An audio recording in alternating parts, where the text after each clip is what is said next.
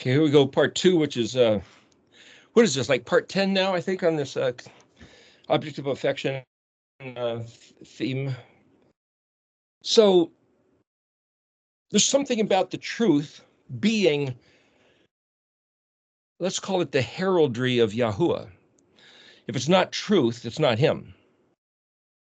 So when I say it's the heraldry is like the emblem that, say, a nobleman or a knight, it might be a certain color. If you had, say, the ancient days in the Middle Ages, a certain knight wearing a certain color, you knew which team he was on. And then it became where you'd have two armies coming at each other. They'd carry different flags, but in the middle of a melee, just smoke and dust. It's like, who's on whose side? So people would wear different colored, different shaped hats. It was different colors if you could see, but if you could only see a silhouette. So you see pictures in World War I where the Germans had a spike on the top of their head, and then the British had hats that came down and flared out on the sides. The shape of the helmet would tell you exactly what team you're on, because sometimes all you can see is a silhouette in the smoke and the dust. So the heraldry was a little more detailed. It would be graphic figures and sometimes words, symbolic pictures telling you succinctly, directly, who are you, what team are you on, and what is your motto, or what is your creed, your credo, where we get the word credibility, credential. Who are you and what do you represent? I mentioned the other week about, pirates sitting up the Jolly Roger, the skull and crossbones. It's like, meh. I was saying, well, there's nothing wrong with a skeleton, but it's like, well, but it's generally regarded that somebody wearing a skull or a skeleton is saying, you mess with me and you're dead. That's all there is to it. You mess with me and you're dead. Yeah, but look at Isaiah chapter 10 and chapter 20. You mess with Yahweh and you're dead. You don't do what Yahweh says and you're dead. If you're Israel and you don't walk in his ways, you're dead. So he might be flying the Jolly Roger himself. Doesn't mean he's evil. It just means he's serious business. In fact, if you were flying the Jolly Roger, you'd say, is that a warning? A warning. As a matter of fact, we culturally have incorporated that symbol by saying, if you've got a bottle of bleach, stick a skull and crossbones on it so that little kids will learn, if you see a skull and crossbones, leave it alone. You touch that, you drink this, you're dead. They got to learn the association of the symbology to what you're trying to communicate. So the symbol itself becomes a communication, kind of like what we have now, meme, M-E-M-E, meme. When the internet first started, I wasn't even on the internet for years until somebody said, "Yeah, you got to." Back in 2011, somebody bought us an iPad and said, "You got to plug into the world." And it's like, well, okay. But for intentionally, ever since I started looking at the Mishkan pattern, the Torah thing from 2004 to 2011, I was not touching a computer on purpose, just to keep my head in the archaic on purpose. My point is, I didn't know what memes were. I think my wife started using memes or something. It's like, well, what are those things? And it's like kind of goofy. And it's like, no, they communicate. In fact, recently I heard somebody speaking or some article on the internet saying, people used to use words. Now they just use these memes. People are losing the ability to speak, to write. In fact, there was something I saw the other day that some girl was reading. In English, you say this. In poetry, you say, and you write out this whole thing. Beautiful expressions versus just direct communication. And then, or somebody will just stick a happy face meme. And it's like, a certain meme can communicate a lot that would have taken you a lot of words to try to express. It's not the same as Shakespearean poetry. There's something beautiful about poetry. But I guess the question would be, well, what are you trying to do in your communication? Are you trying to be concise and to the point? Then a meme works. a logo, heraldry, a color. But if you want to say, I want to give you pictures in your mind, eloquence, beautiful words, the more you speak, it just paints this picture. It's a different type of communication than just a meme. And the way that lady was expressing it was itself wonderful. And she was literally saying, in English, you say this. In poetry, we say it like this. It's like, man, I should have saved that thing. It was nicely done. So why am I saying all this? Isaiah chapter 8, verse 16. 5 words of a sentence. And I had seen this sentence many years ago. Hey, look! Do you look at me pointing, or what am I pointing at? That's this verse.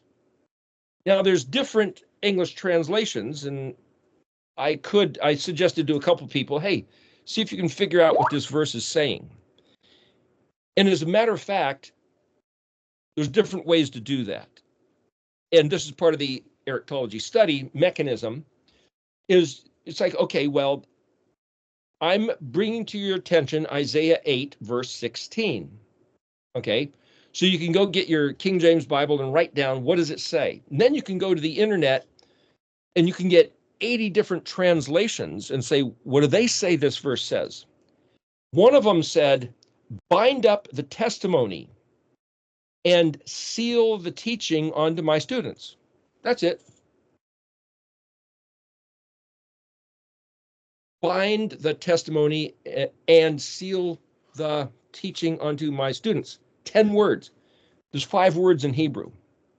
Another one says, fasten the witness, or fasten the, what? Is it bind up or is it fasten?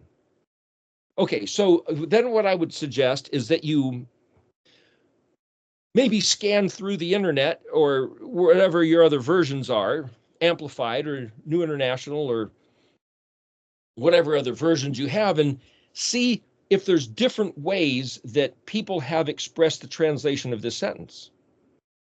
And then look at it in Hebrew, and if you want, write down on paper so that you have the pen in your hand and you're writing down in Hebrew. The first word is Zadi Vav Resh. The next word, Tav Ayin Vav Dalet Hey. The next word, Chet Tav Vav Mem. Then Tav Vav Resh Hey, Torah. And then Belamedi, Bet Lamed Mem Dalet Yod. That's it. That's the whole sentence. Okay, then you can say, well, I'd suggest you write it in Paleo. Write the Paleo letters, because when you look at the Paleo letters, it has a different effect on your mind than when you look at the modern letters. That's what I've found. And I would suggest you look at the eriktology font, Bar Paleo, for the letter shape, rather than other shapes of the Paleo. You can look at any shapes you want, but I have found that the particular shape of the letters has an effect on the way you think. Just what I've found. So what? Now, if you want to look at, say, well, let's decide what these words mean. Well, an easy one, the word Torah. Woo, got that one. Tav Vav Resh Hey. We know that means law. The law of Moses, the Torah.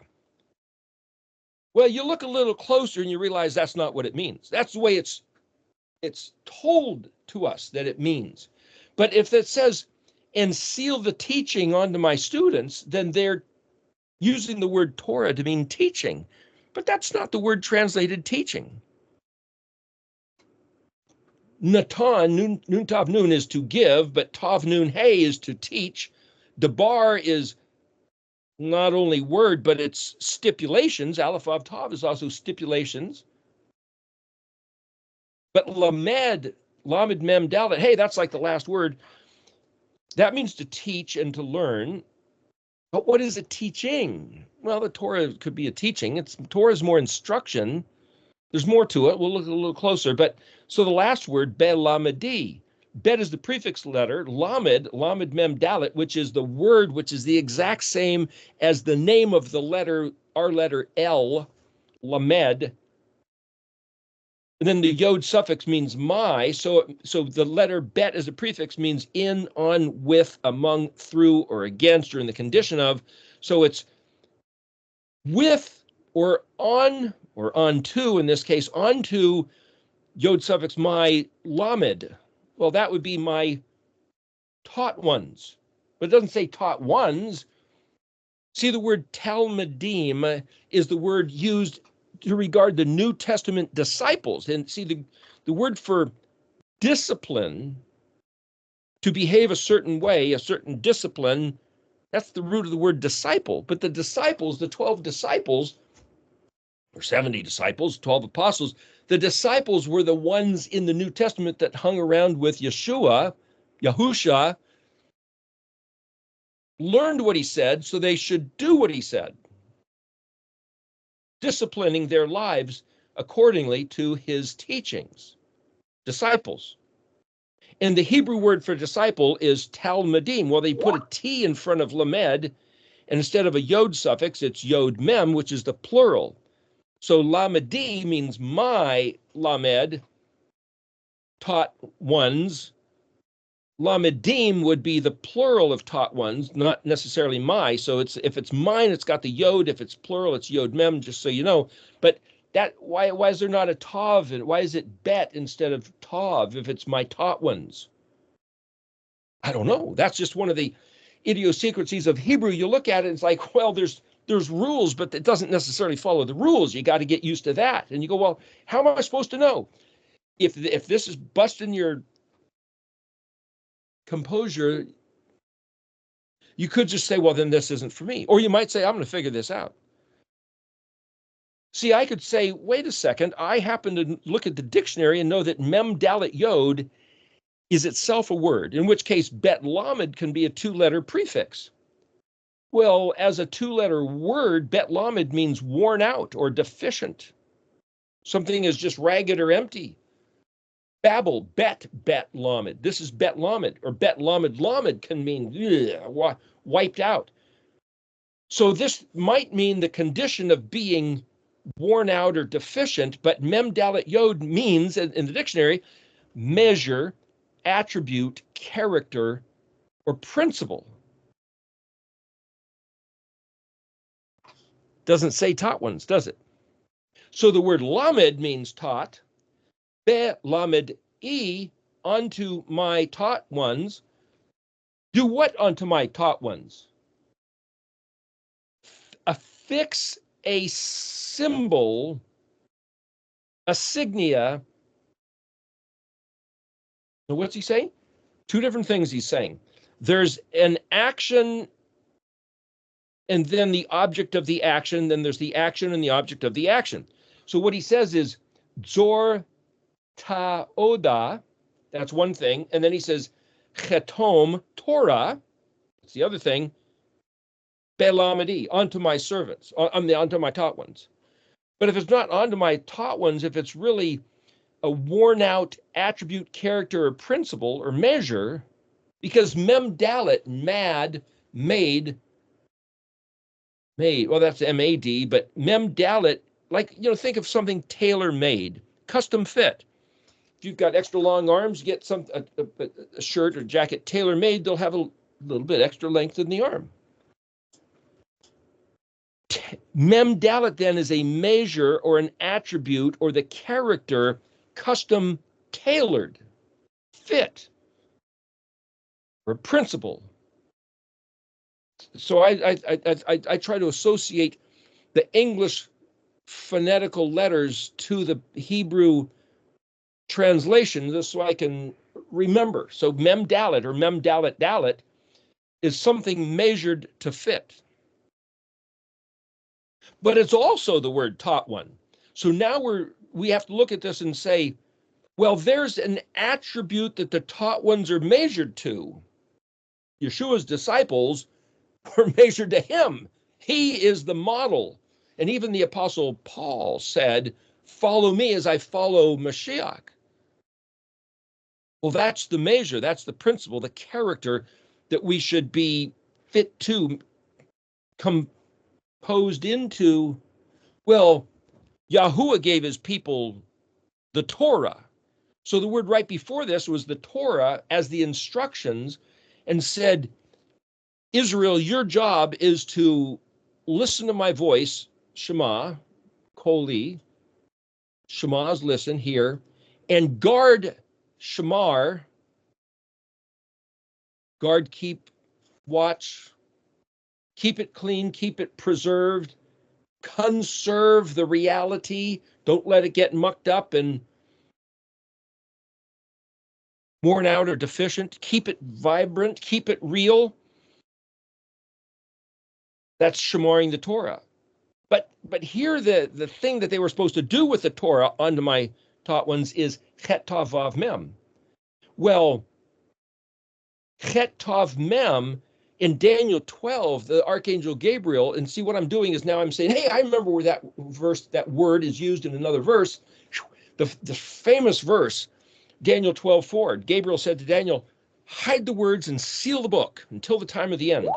Many shall run to and fro, and knowledge shall increase. So this is the word that's used that means seal the book. And it's like seal, hey, that's like in Revelation chapter 4 and 5, where there was one sitting on the throne in heaven, and he had a scroll, and it had 7 seals. That's 7 of these things. Chet tav mem, chet tav vav mem. And the lamb that was slain was able to open the 7 seals. And I've heard numerous different interpretations of what that means.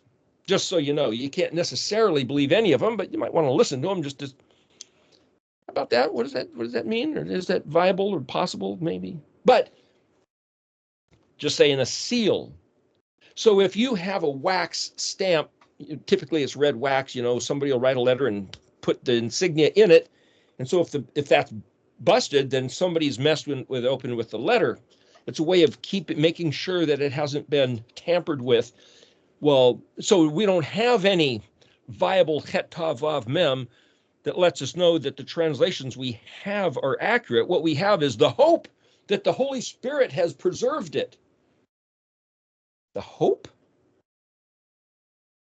Yeah, but if he couldn't preserve whether or not there's a Trinity, then what are we dealing with? If the Holy Spirit didn't preserve the accuracy of the holy day, the Yom HaShabbat Kadosh, then what's the Holy Spirit doing? Maybe he's taking a lunch break all these years. I don't know. I'm just saying, it's like, if the Holy Spirit's job was to keep us in the truth, in the right light of reality, as far as Yahweh's avot, the Elohim of Israel, is concerned, then who the heck is this Holy Spirit that we got that Jesus left us, which is completely taken us into some other Elohim Achrim land? Gods of others, other God land. Yeah, it doesn't matter. No, it does matter, because a couple chapters later, Isaiah 10 verse 20, it says, there's coming a day, one day, when, bam, Yahweh's avot, his truth. Do we have that yet? The truth? That moment where the truth is the issue has to be the reality one of these days. And so I'm going to equate something about Isaiah 8 here, and specifically verse 16. So it says, fashion this testimony. Well, the word is tav, ayin, vav, dalet, hey. Well, wait a second. We just bumped into that word in verse 20 of Isaiah 10. It'll be on day the same, lo Yosef, no Joseph, no executioner, ayin, vav, dalet. Well, there the word ayin, vav, dalet means ever again. Well, here it's tav, ayin, vav, dalet, hey. Well, the tav prefix, tav is used as a prefix or a suffix, basically means it's not happening now, but it happened either in the past or the future. That's my assessment of what I seem to see. But the hey means to express, but it means ever again. They're not telling you it means ever again. They're telling you it means testimony or witness. Well, you look up in the dictionary, and the word ayin dalet means testimony or witness. This is ayin vav dalet. So there's this thing that I've noticed that if you stick yods or vavs in between the other letters, it might change it, but doesn't really change it. It's still kind of the same thing. Well, here's a vav in between ayin dalet. And that's not always true. You can look words up and say it looks by definition radically different. Most of the time, not all the time, but most of the time, you can look up what's called the derivative spellings of the words, which is different prefixes and suffixes, different yods and vavs added in between the other letters, sometimes a tav, sometimes an aleph. And you'll, by looking at the derivatives, like I can look at a word and put a noon or a bet or a lamed or a mem in front of it, or a sheen or a tav, or yod or an aleph, and then look up the other letters, and I'll find that, hey, it's almost the same word. So it gives you more of a fuller understanding of what's going on. So if I looked up ayin dalet, or ayin dalet yod, means adorned, ornamented, bejeweled, choice, best treasure. And if I put a mem or a mem vav in front of the ayin dalet, we get the word moed. Hey, that's one of the festivals. That's one of the feasts. Feast of the Lord. Thank you, Michael Rood. Found in Leviticus 23. So what's in mem prefix? It means that the occasion of, or the tool of, the time of, or the one who's. So it's like if ayin dalet is a witness and a testimony, then to put a mem in front of it means these are the times or the places or the occasions where the testimony is witnessing, bearing witness. The testifier is witnessing of what?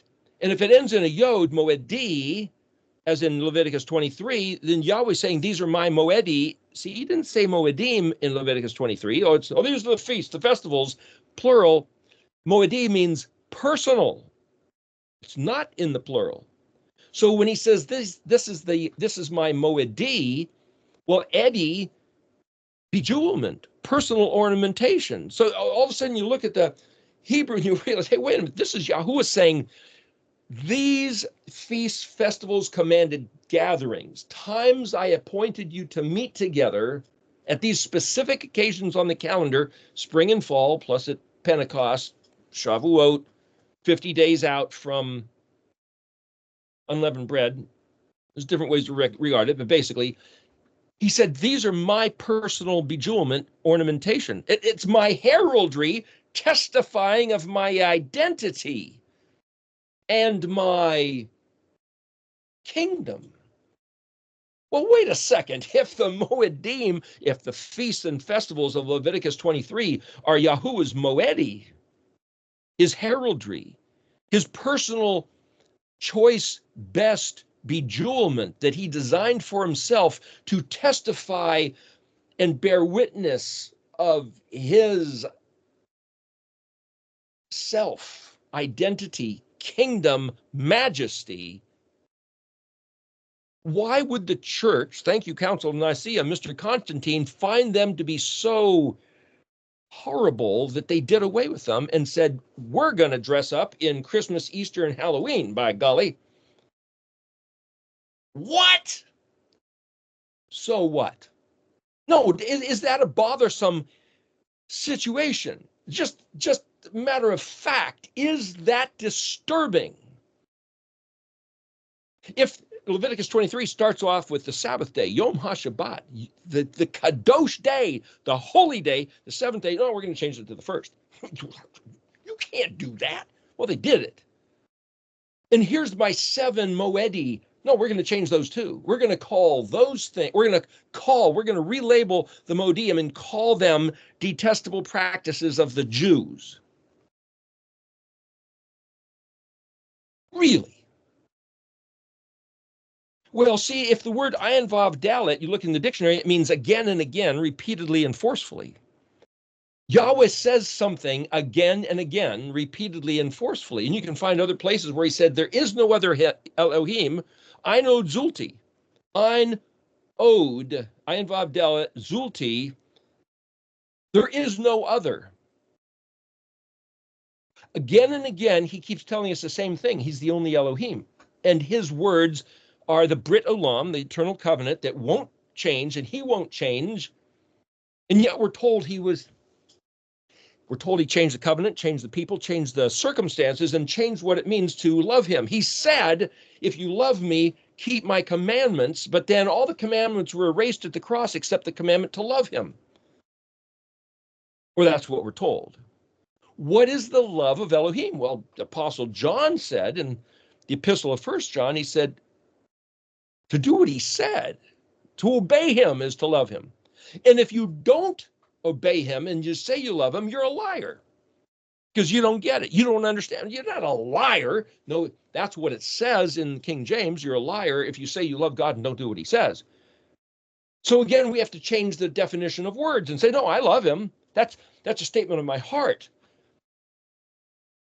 Yeah, but he said to Israel repeatedly and forcefully again and again, Ayin Vav Dalet, Shema, listen to my voice, Shomer, guard what I said to guard, do what I said to do, and be about the business, Asha, Ayin Shin Hey, do, produce, cause, force, squeeze, push, make it happen. Shema, Shomer, Asha, those three action verbs. And yet, my understanding of the New Testament Christian concept is, no, you don't have to do any of that. All you do is love. Love God, love your neighbor as yourself. How do you love God? Oh, I feel, and I sing worship, and I feel while I'm worshiping. That's not the meaning of the word love. He said the meaning of the word love was to listen to his voice and do what he said. What if you don't feel it? Listen to his voice and do what he said. That's what. Really? Well, isn't that the Torah? Zadivav Resh, bind or fasten this testimony, this Tav Ayin Vav Dalet Hey. Yeah, but see, if I look in the dictionary, Ernest Klein's etymological dictionary, I'll find that the word Ayin Vav Dalet means a few more things. It means warning, kind of like the angel holding the sword. They're about ready to kill Balaam. Warning, skull and crossbones.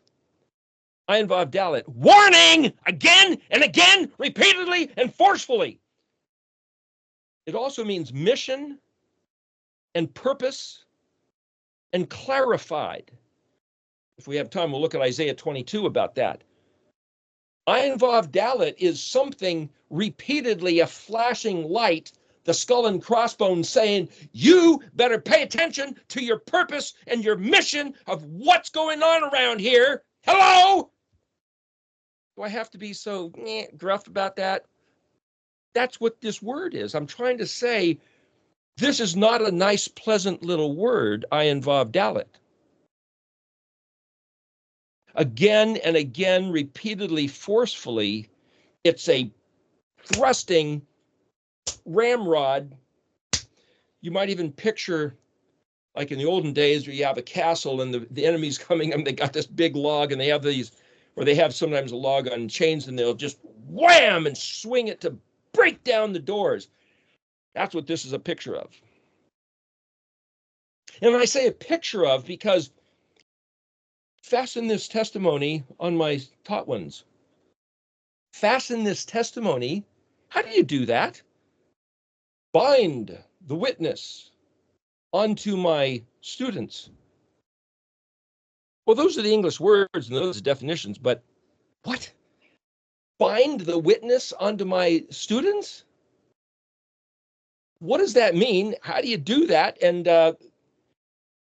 look, what I'm suggesting is, if we look at verse 16 and he says, bind this witness, the word this isn't there. It says Zor To'oda. And if it was referring to this witness, is he talking about these 5 words in verse 16, or is he talking about what was in verse 15, 14, 13, the previous words to this? In other words, if this verse is the finger saying, hey, do this, do we write these words?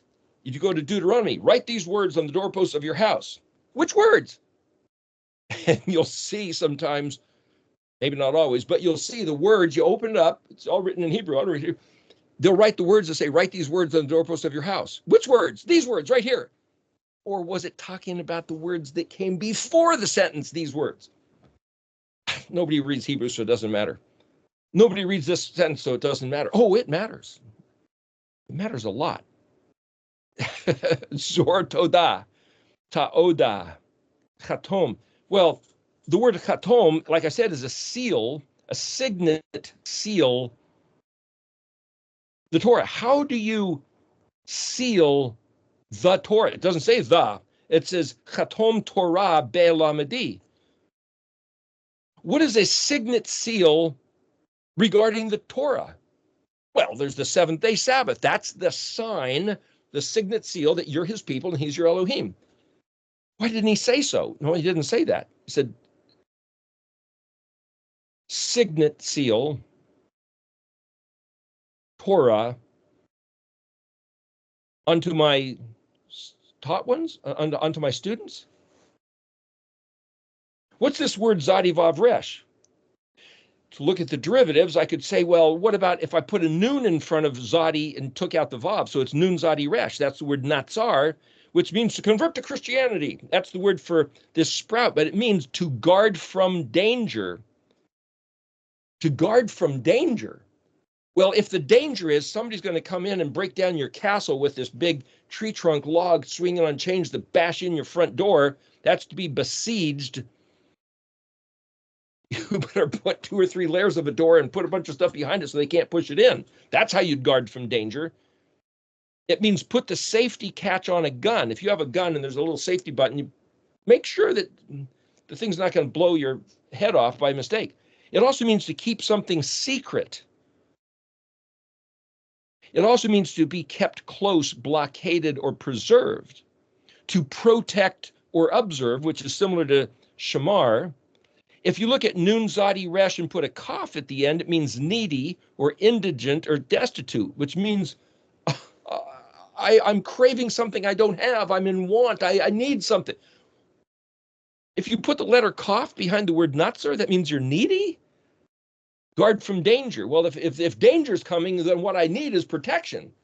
So see, part of this is looking at these derivatives and saying, what does all this mean? What is a Zadi Vav Resh? If I look in the dictionary, I'll find that Zadi Vav Resh is a cricket. A cricket. Guard from danger. We're being invaded by crickets.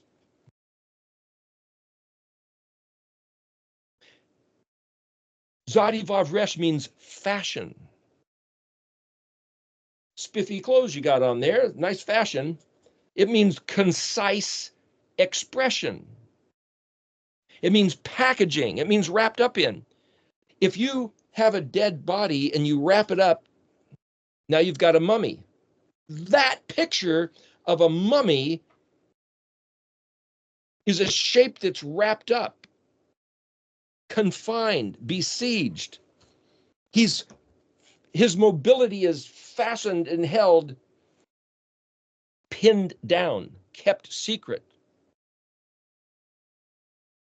So the word Zadi Vav Resh, if you look at Zadi Resh Resh, it means to vex or hostility. Or if you don't like somebody, so you send them to the room and make them stay there. If you're the parent, or you throw somebody in prison. That's Zadi Resh Resh. How's that? What's that got to do with Zadi Vav Resh? And what's that got to do with bind the testimony? Zadi Resh, to chirp like a cricket. Is that like some kind of secret code? Zadi Resh, sharp, distressing. It's the word rock or enemy. Zadi Yod Vav Resh is descriptive or picturesque. Zadi Yod Resh is a painting or an artist, but it's also the axis and the hinge of a door. The axis, like that you'd spin a axle that you spin a wheel on, spin the glue on, spin the door on the hinge. Let's put all this stuff together and just try to figure out what is Zadi Vav Resh. Zadi itself is a hook, like a fish hook. It's a picture in the Mishkan pattern of the resurrection, of the Holy of Holies, the Kadosh Kodashim. What's Resh? The Messiah figure, the Resh man, the exalted, honorable, the one standing stalwart and dominant, erect, that was the model example, the Messiah. Israel doing what it's supposed to do. So if Zadi is the word that means righteousness, is like the resurrected Messiah, the Vav is a connector, or it's the scepter in the hand of the Messiah, and he said he's going to rule with a rod of iron. Well, that's a fishhook. Is that a rod of iron? They're pictures. Pictures, hey, that's like a fashion or a concrete, concise expression, packaging. If you could look at these letters as pictures, as orthography, where you can see the pictures, then compose the pictures together and end up with a picture by reverse engineering the spelling of the word, you'll see that here, this word is a picturesque,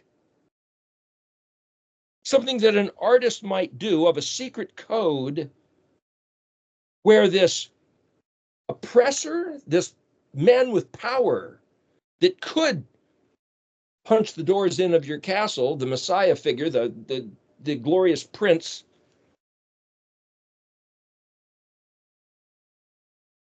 what's he going to do? He has a rod of iron, a scepter of righteousness. Well, see, that's not just a picture of the Messiah having risen from the dead, but that's a picture, according to the fractal pattern, of Israel coming back to the Torah. Israel coming back from the dispersion for getting kicked out of the land because they were darn fool, ignorant, stupid, not listening to Yahweh's voice, not keeping the words of the Torah. And then if the next word is ta'oda, which is mission, purpose, clarified, warning, it's like, you don't want this to happen again, do you? Read Nehemiah chapter 9. Nehemiah said, hey, listen, not on my watch. I'm governor. We're going to shut the doors Friday afternoon. Soon as the shadows start to grow, before the Shabbat, we're going to shut the gates, and we're not going to open them until Sunday morning when the sun is warm. We're going to protect the Sabbath day. Okay. That doesn't mean the day starts Friday afternoon and ends Sunday morning. It just means he's going to put buffers on either side, reinforcing the sanctity of that day. That's what Nehemiah did, chapter 9, 10. There's a warning that there's a mission purpose, and the warning is made very clear, the simple picture of a skull and crossbones. And he says it again and again, repeatedly and forcefully, something about righteousness of the exalted man, something about then Israel being Israel. Israel, a man of Israel, a person, man or woman, a man of Israel, doing what Israel is supposed to be doing. And then there's this Het Tav Vav Mem. Well, what Het Tav, yeah, it's a signet, a seal, but it means to be subscribed to something. In other words, he said, you guys signed up for a vow.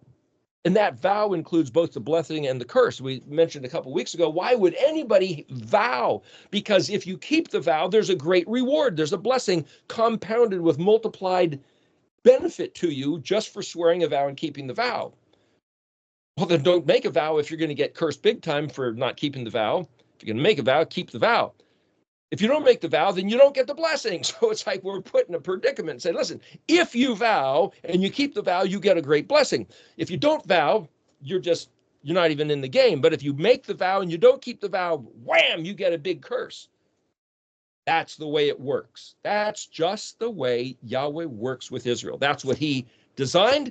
That's what it is, whether we were told about it or not. That's the Het Tav Vav Mem. It means that we are subscribed to.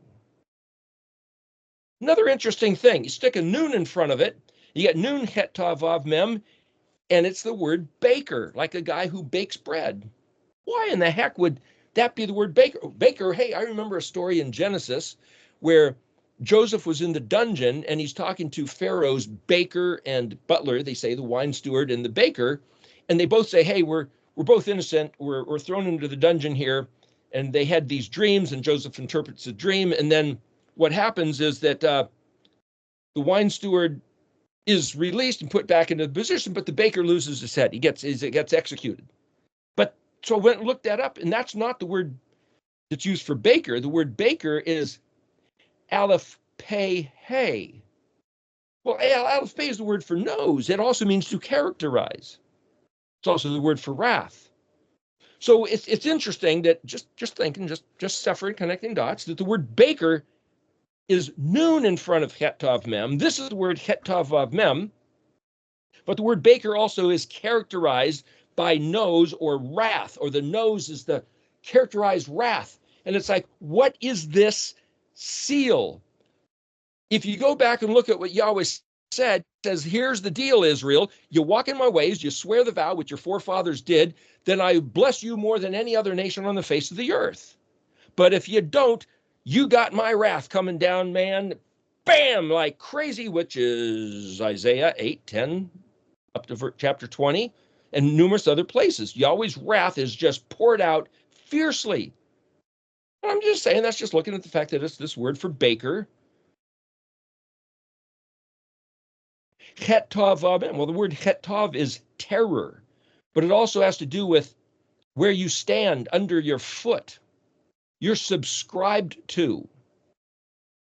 Well, if you don't go, then the next word being Torah. But if you don't go read the Torah, you'll never know that Israel is subscribed to a vow which includes a very specific curse. And if you look at Nehemiah, he readdresses this and talks about both the curse and the vow. So the word Torah is not just instruction. But if you look at the word for tav vav resh, it's where we get the word tour and tire, T-I-R-E, that round thing, and it means as tour, like a sightseer, but it also means to reconnoiter, search, investigate, explore, to turn back, or to have a certain attitude like wrath and to turn back and be merciful. It's this circular to come back around, like Gimel Lamed means to be taken over by your enemies and go into exile, so you're no longer covered by your fortress. You're now exposed. But then when you get released from that exile, you get to come back. But it also means to discover or find something that's otherwise secret. So if the thing that was kept secret is the Zadi Vav Resh, there's something about a concise expression where his Torah, his warning, is wrapped up like a mummy. Well, that sure looks like orthography. That looks like understanding the pictographs of the Paleo-Hebrew letters. So as an artist, Azadi Yod Resh, I could sit there and say, every letter is a picture which composes the warning if you break the vow and the blessing of if you keep the vow. And if you understand that that's the clarified mission and purpose of Israel, even being in existence, is to maintain the veracity, the truth, the reality of Yahweh's Avot, the Elohim of Israel. And how do you keep it? Because we're stamped by the Sabbath day in the Moedim. Search out the Torah. And then you read also in the dictionary that, well, Tav Aleph Resh can also be a derivative of Tav Vav Resh. And it means, it's where we get the word torus, or like a donut shape, a plate or circle. It's one's turn in the queue, which is to say, like getting on the freeway and you stop at this light and all of a sudden, oh, it's your turn, you get to go now. It's our generation. And it's where we get the word turtle, ox, Taurus, Tav Aleph Resh, to incline, to mark out, to describe, draw, to draw the letters, that's Tav Aleph Resh, embellish, adorn, ornamented. That's like the Moedim. That's like the witness and testifying Moed are ornamentations. That's the Ayin Vav Dalet. If I look at Tav Aleph Resh Yod Kaf, Tav Aleph Resh Yod, it means adjective. In other words, it's the descriptive things. The Torah then is not just instructions, law. It's describing with adjectives, color, shape, function, use, how letters are the word describing the identity, the intent, the majesty, the purpose of why this universe even exists. It's all right here in these letters. Tav Yod Resh, awake, stirred up, aroused, excited. Guide, sightseer, scanning, curious, inquisitive. Tav Resh, searcher, explorer. Tav Resh Gimel Mem, Gam, is to pile up. To pile up the things, it's the word for translator, interpreter, the Aramaic word for Targum. Tav Resh Hey, warn, forewarn, guardian. That's a synonym with Ayin Vav Dalet. So in other words, in the Torah, he's warning us by numerous stories that the La Madi, the measure, attribute, character of being his people, reflecting his character, showing, bearing testimony of his identity and his kingdom, is according to the Torah, is according to the Sabbath day and the Moedim, not contradictory to. Though it's become worn out and deficient, blah, bet lamed, the Mahdi, the measure, attribute, character, is absolutely his eternal being, which he doesn't change. So when we're taught it's been changed because Jesus died on the cross, well, that's not true. Do I believe Yahusha died on the cross? Yes. Do I believe he had a reason? Yes. Do I believe the reason was to forgive us of our sins? That was part of it, but there was something else going on. But to say it absolves us from regarding anything he said to do, I disagree with that. And if I say, if I learn how to read this verse, it tells me something like this. This one matter that you need is critical, simple. You're subscribed to the Torah.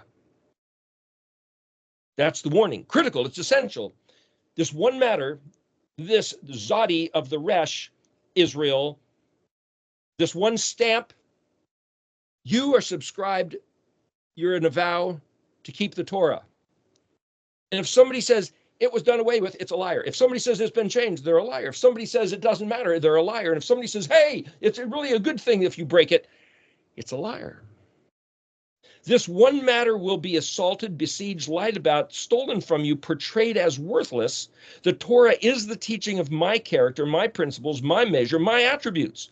You, Israel, are measured accordingly and specifically. Note this official warning, the clear purpose of your mission. What's the clear purpose of our mission? Well, you see, I'm reading verse 16, but if it goes back, what does it go back to?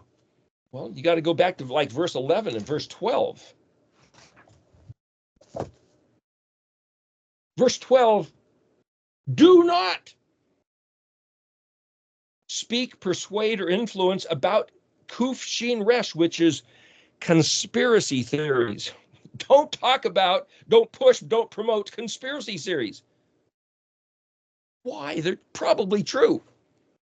Everything that is spoken, this people is a conspiracy theory. In other words, for some reason, verse 12 here is saying Israel has a propensity to probably make conspiracies and to think everything's a conspiracy theory and to just get really mad at the people who believe in conspiracy theories, but those get mad or too ignorant to know the truth of the conspiracy theories, and it's all about the conspiracy theory. But then it says, lo tira velo aritzo.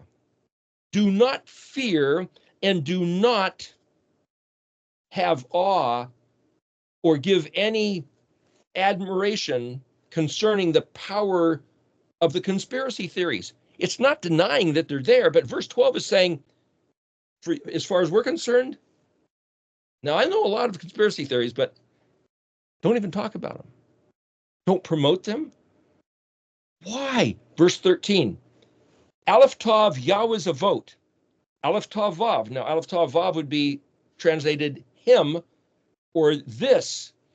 Aleph Tav Yahweh's a vote. That's a statement. At Yahweh's a vote. The Aleph Tav of doesn't say the of, it just says Aleph Tav Yahweh's vote. But I could read it as Yahweh's a vote's Aleph Tav. Him, it, Tav Kuf Dalet Yod Shin Vav. Well, kuf dalet shin, that's kadosh, which means not just holy or sacred, but assigned, devoted, prohibited, betrothed.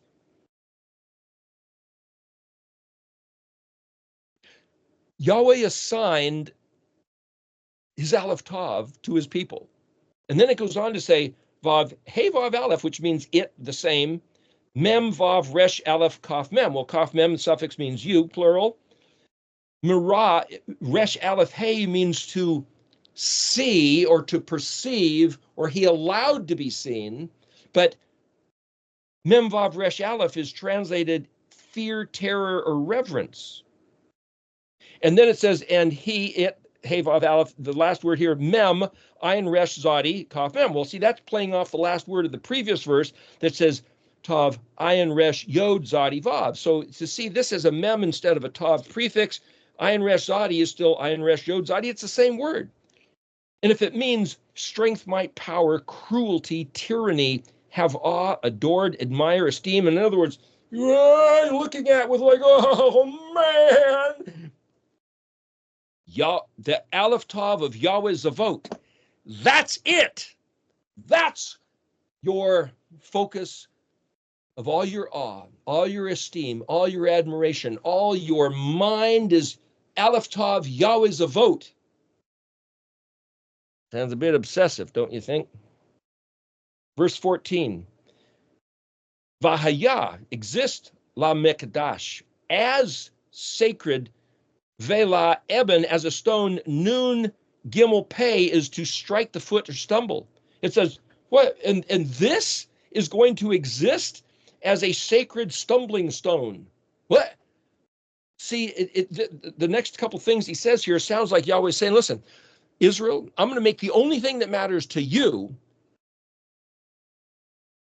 to consider my Aleph Tav Zavotness. I'm your Elohim. Something about the Aleph Tav, Yahweh Zavot, the Elohim of Israel. You wrap your mind and heart around that. That's the only thing that needs to be your concern. But just to see if I can, like Yeshua said, hey, why don't you drink my blood and eat my flesh? Whoa, man, is this a vampire cult? We're out of here. And everybody left. And he says to his Talmudim, his disciples, hey, why don't you guys leave also? Where else are we going to go? You're the only guy with words of life. I mean, come on. Why do you have to talk like that? What do you mean, why don't we leave also? This is what Yahweh's saying here. He says that he's going to take this concept of Aleph Tav Yahweh's a vote, and he's going to make it as a thing to trip over. And then he says, Vav Lamed Zadi Vav Resh. Hey, there's that Zadi Vav Resh again, which is an image and an impression of oppression. The word Mitzrayim, Egypt, Zadi Resh, a form or a fashion. But see, Lamed Zadi means mockery, scoff, and scorn. He says, I'm going to take this thing, the Aleph Tav of Yahweh's vote. I'm going to make you look like darn fools for doing so. People are going to look and go, what a bunch of bozos. The word bozo in Hebrew, Bet Vav Zion, means somebody derided, mocked, sneered at, and it's like, what an idiot, what a jerk. Yeah, that's the word bozo. And then he goes on to say that its next word is mem kaf shin vav lamed mek kashul, stumble, stagger, overthrow, the occasion for failure. Lamed shin nun yod, that's the word too, but lamed shin nun is also the word for slander. Bet tav yod is, can be read as my house, but it's also my daughter Israel. Lamed pei chet.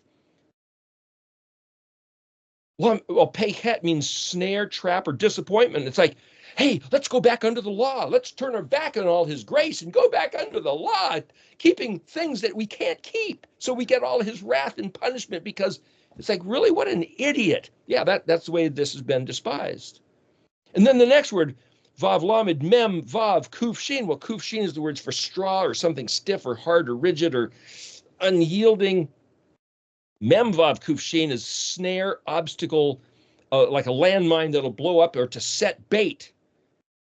Lamed Yod Vav Shin Bet. Well, Shin Bet is return. So for those who would return, the last word is Jerusalem. Well, the word Jerusalem has to do with your inheritance. It's like, wait a minute. This looks like Yahweh's taking 4 or 5 different words as mockery, shame, stumbling stone, a snare, an obstacle, a disappointment for those who would return to his inheritance? What is this verse saying? Now, it may be translated different in English, but what I'm saying is if you look at these words, it's almost like Yahweh is saying, you want a piece of me? Okay, I'm going to make you have to look like an idiot. You're going to study ancient Hebrew. Are you kidding me? You're going to go back under the law. You're not going to party on Saturday. You're going to not work on Saturday. You're going to not go to the Christmas party. Really? The way different people play these out. Verse 15, the overthrow of them, Ravim, is multiplied big time. Venafal, that's the word for Nephilim. It's the word that means the fallen, defeated. Vav Nun, Shin Bet Resh, Vav. Well, Shin Bet Resh, Shavar, it means to crush, break, shatter. It's the word for hope. It also means inspect, look out, examine, destroy, demolish, to break a dream, to solve an interpretation, fragile, fraction, fracture. And then here's the word Nun, Vav, Kuf, Shin, Vav again, which is like the word in the previous sentence. It means to lay a bait, set the snare. That word with Kuf, Shin, hard and stiffened, it's to drive a nail in something or become embittered. And then the last word, Vav, Nun, Kaf, Dalet, Vav. So Nun is the prefix, Lamed could be a prefix, Kaf, Dalet means when or in order to, but the word Nun, Lamed, Kaf, Dalet means captured, seized, united, or grabbed each other. What is this trying to say? It's almost like he's saying that there's going to be an overthrow, a defeat, destruction. This last word, either the two houses of Israel need to grab each other and help each other, or else they're going to be captured and seized and ruined, destroyed. It's Likud is, I think the Likud is the name of one of the political parties in Israel. It means united. That's the same word here, captured, seized, united, or grabbed each other. The point here, if you look at the words after verse 16, we're running out of time for going into that.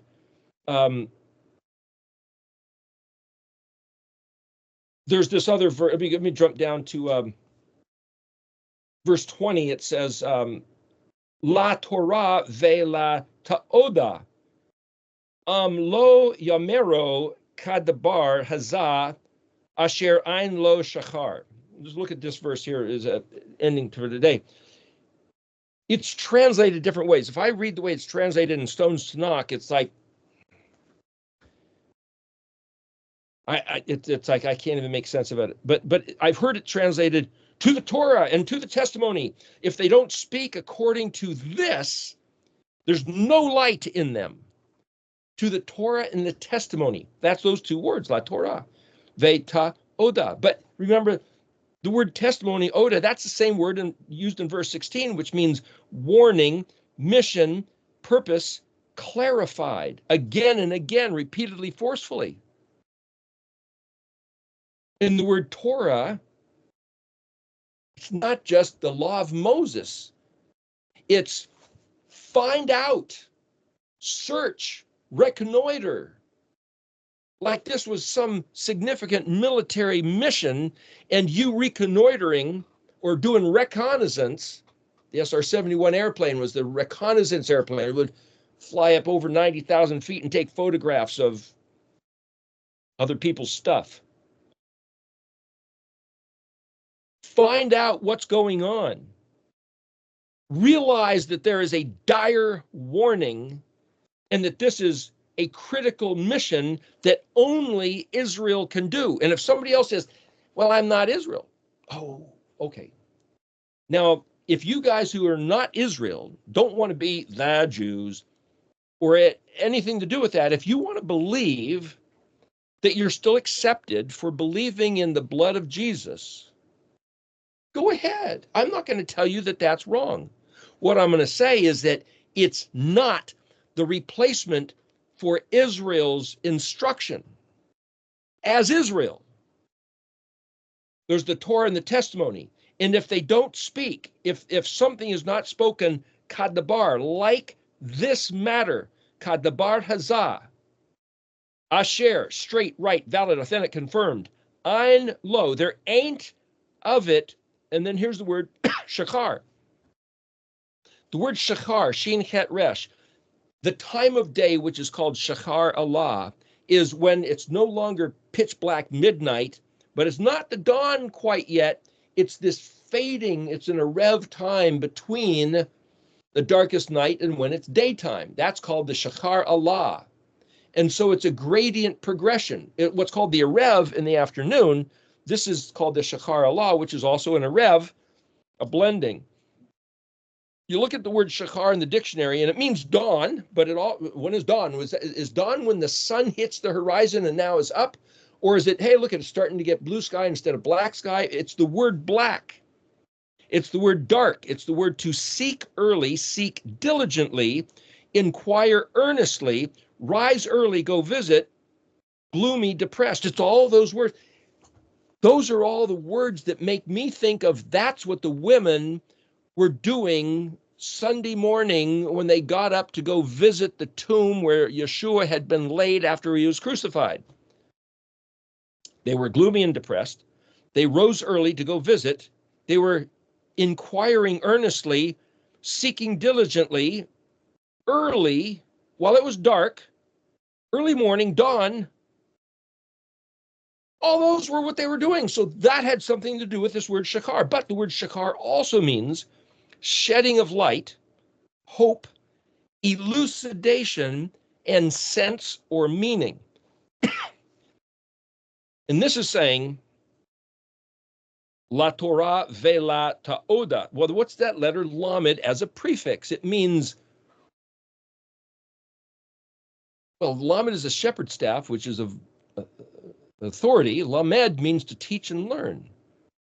And as a prefix letter, it means regarding, like lamed yod means my, belonging to me. Lamed vav belongs to it. Ein lo, shachar. There's nothing about it. So lamed can mean anything about this. So about the Torah and about the warning, mission, purpose clarified, if they're not speaking like this, there's not even the slightest glimmer of light, as if they're seeking for the reality. So what are we talking about? Are we talking doctrine? Are we talking about conspiracy theories? Are we talking about economic projections? Finances?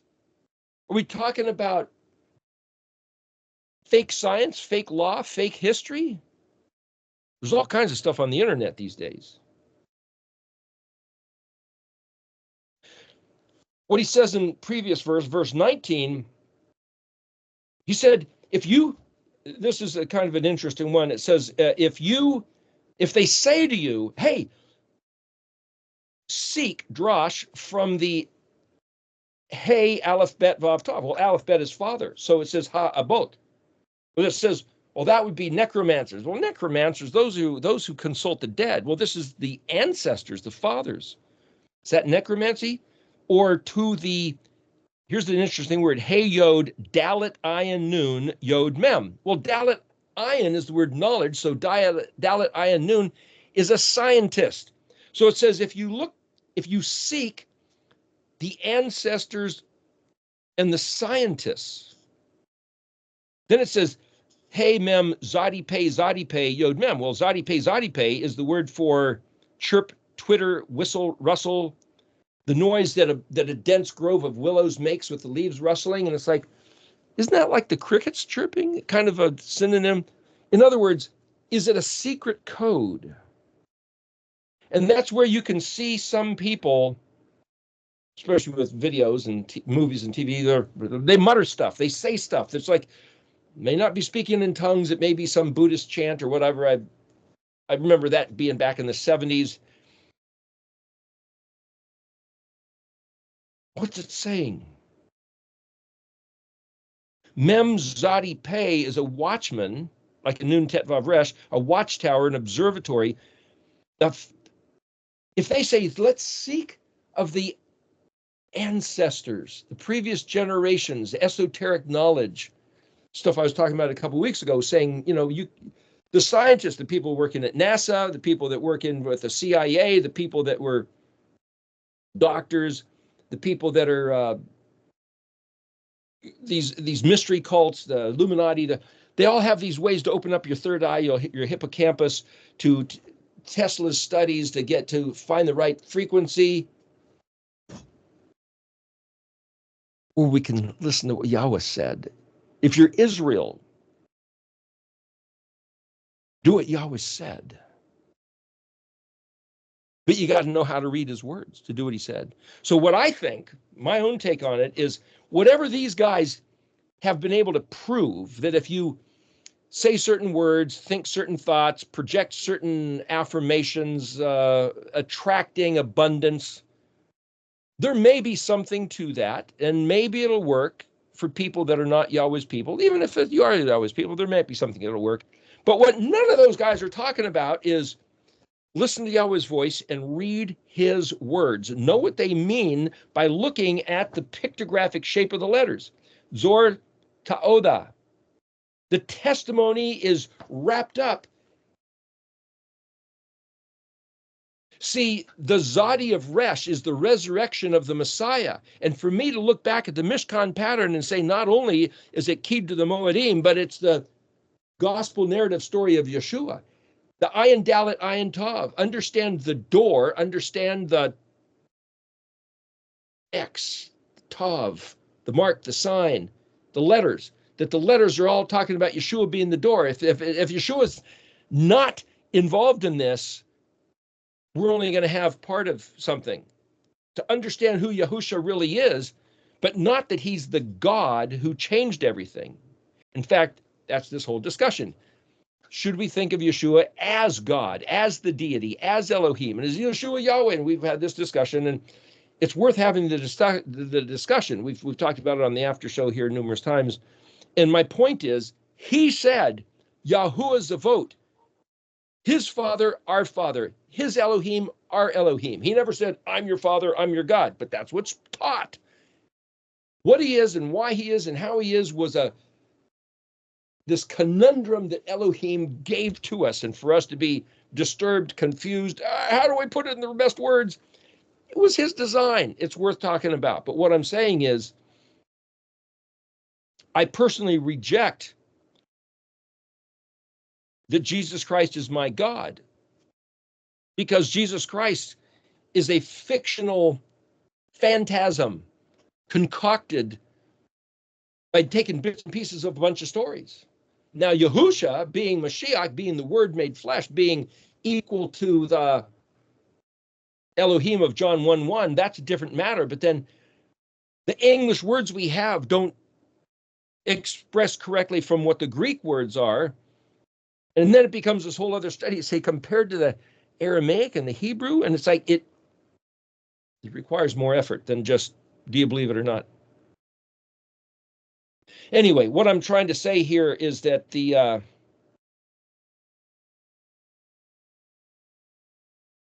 there's a couple other verses. I'll just mention this briefly. You go to Isaiah 22. Here, let me just read it real quick, and we'll kind of end with this, I guess, for today.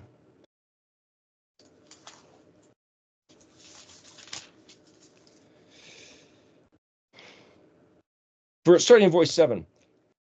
The choice, I'll just read a few verses here. The choicest of your valleys became filled with chariots, and horsemen positioned themselves toward your gate, the city of Jerusalem, surrounded by hordes of enemies. He uncovered the shelter of Judah, but on that day you looked to the armaments in the house of the forest. You saw that the breaches of the city of David were numerous, so you collected the waters of the lowered pool. You counted the houses of Jerusalem. You demolished the houses to reinforce the wall. So this is where the enemy had come. They're ramming the gates. They're breaking down the walls. They're swarming in, and they're tearing down the stone houses to rebuild the stone walls. And they go to where they know. In other words, they're using tactical shrewdness to defend themselves against this huge enemy. They're trapped in the city of Jerusalem. You made a water reservoir between the two walls. It's like a moat by the water of the old pool. But, verse 11 of Isaiah 22, you did not look to the one who made this happen. The one who made this happen, nor did you consider the one who formed it in the distant past. What does that mean? We'd have to look closer at that.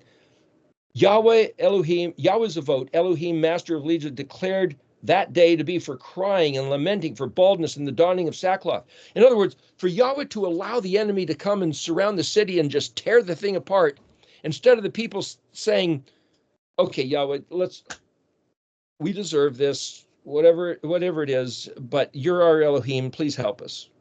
See, once before there was a story where a 1,000,000-man army, I think it came from Cush. Anyway, it came through Egypt and it was coming to invade, surrounded Jerusalem, and the governors, the princes of Jerusalem got together and they said, we deserve this. We've been infidels, we've been terrible people, and we deserve to be destroyed. But you, Yahweh, are our Elohim.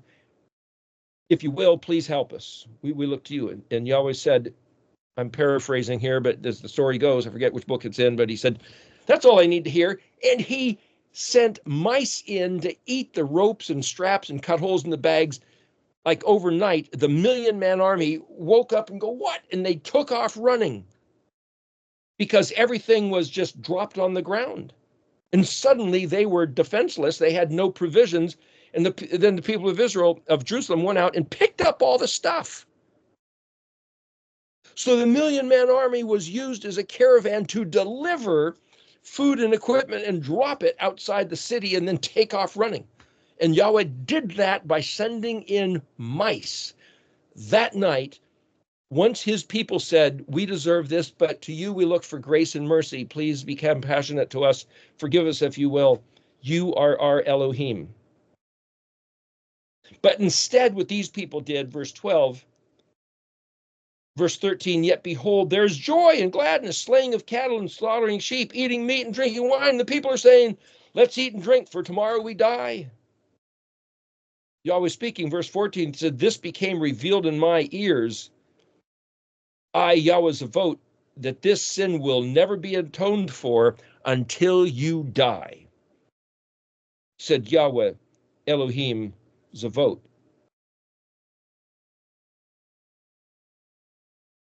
The people didn't turn to him. He's the one who sent the enemy.